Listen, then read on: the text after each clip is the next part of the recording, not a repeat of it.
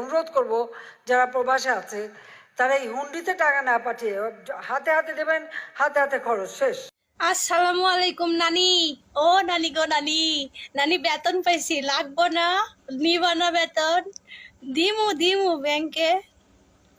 এ নানি, বাপের টাকা খরচ কইরা পাসপোর্ট বানাইছি, বাপের টাকা খরচ কইরা ভিসা লাগাইছি, বাপের টাকা খরচ কইরা প্লেনের টিকিট কিনছি, নিজের শরীরের রক্ত পানি করে এইখানে ইনকাম করতেছি।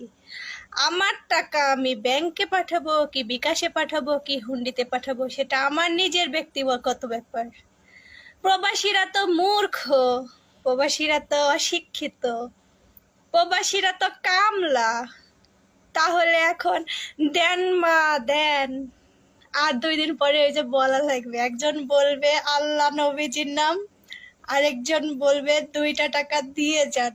ঠিক আছে, সময়টা চলে আসছে, বেশি না, 3টা মাস, 3টা মাস ধৈর্য ধরো, সব খেলা ছুটে যাবে। ঠিক আছে, প্রবাসীদের পাওয়ার আছে কি নাই সেটা দেখবা।